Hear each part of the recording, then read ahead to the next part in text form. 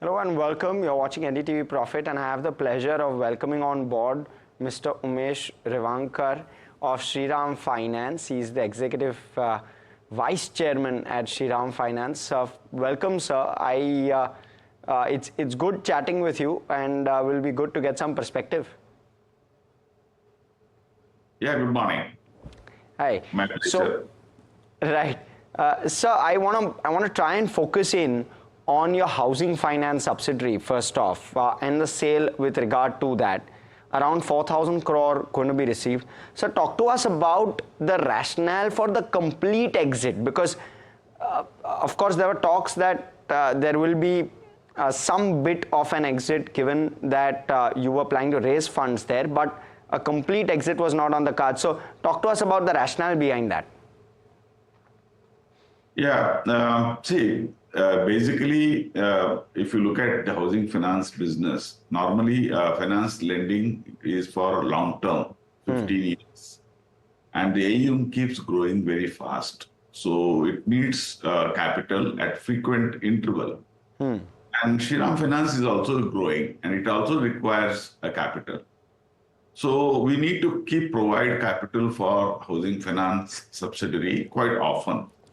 So we had an option of providing capital, or we had an option of selling it fully and keeping adequate capital for SFL growth. So we thought the second option is better because the capital consumption being high, and SFL also requires capital for its growth. So that's why the board took the decision of selling the housing. Got your point, sir. Duly noted. I just want to try and zoom in a little bit on the valuation as well. It's a high growth company, Shriram Housing Finance. Could you give us some perspective with regard to how the valuation, what's the kind of valuation you've got, given that the growth is extremely high? See, the valuation wise, we are quite happy with the exercise what we underwent, and there were multiple people, or multiple companies, or the entities who were interested, and it also requires a very specialized focus. So, depending upon the interest of the buyer, and since the management team is continuing to remain. And that was the one big factor which we decided. So management team is also very happy with the transaction because they can be focused on running their business without much of multiple stakeholders. So that's the reason we felt that this transaction is to be done. And the valuation we got is quite good under the current circumstances, because whatever when we do, it depends upon what current circumstances holds for us. Depending upon that, we take a call. Right. Sir, you've spoken about the need for capital for Shriram Finance. What does this do to your capital ratios, if I may? Because your capital ratio is above 20%, so you've got a very healthy capital adequacy in any case. This, of course, shores up your capital adequacy further. You've guided for an FY25 loan growth of 15% overall. So what kind of a runway does this provide in terms of funding for your capital? That's one. And second, does it impact your growth in any way? Because this is a 55% plus last 4-year CAGR book, your home loan book. And therefore, does it impact or tweak your growth number of 15% in any way? No, what we're talking about is a standalone growth of 15%. It doesn't include housing finance portfolio. And as far as the tier 1 capital, we are at 19.4. We were at 19.4. Post this transaction completed, this transaction is likely to complete in this financial year. It may add to around 1% additional. It is not really going to add big, but 1 to 1.5% additional. That means it may go back to around 21% by the year end for us. And that helps us to grow for another couple of years very comfortably.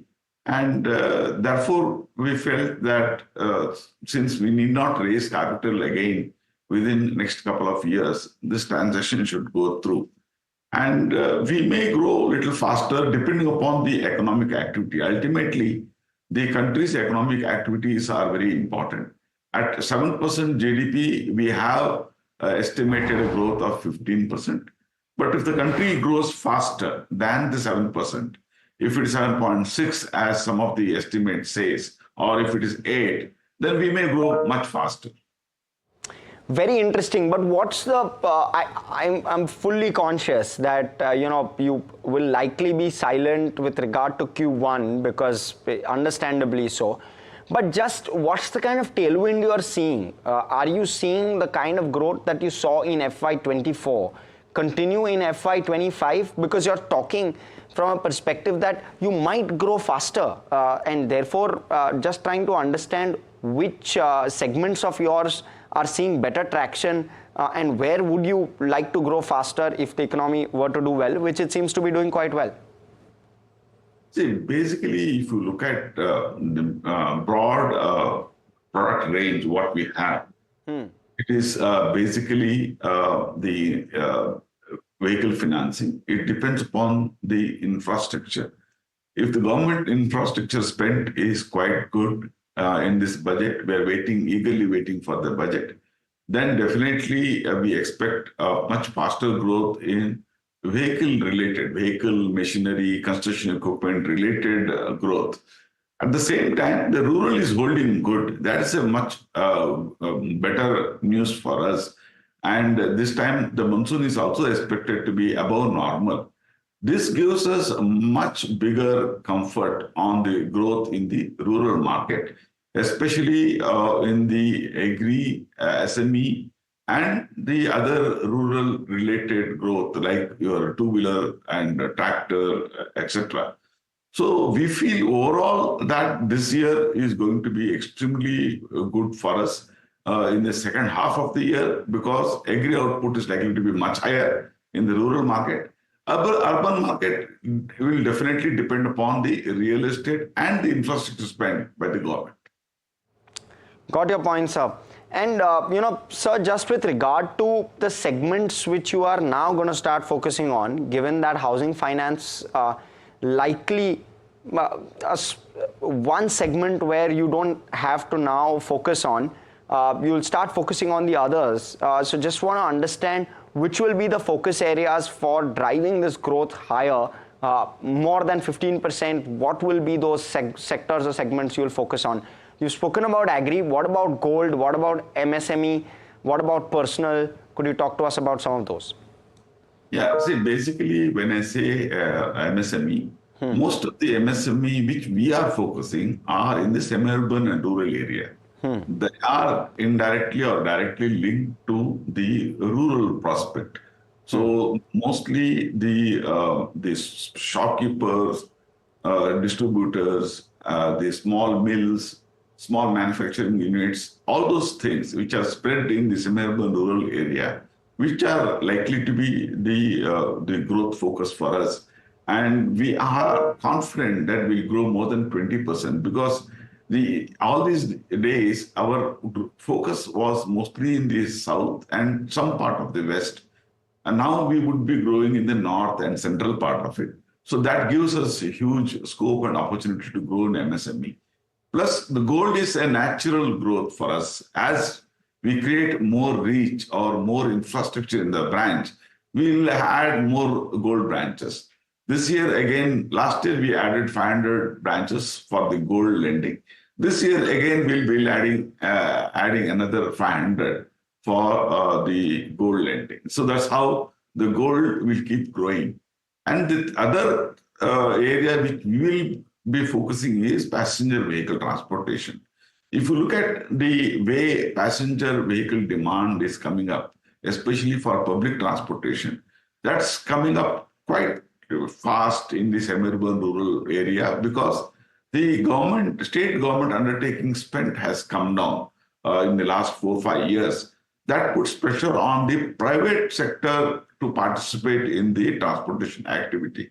and we have been very comfortable in this sector. So passenger, MSME, and gold are likely to grow more than 20% year on year in this financial year.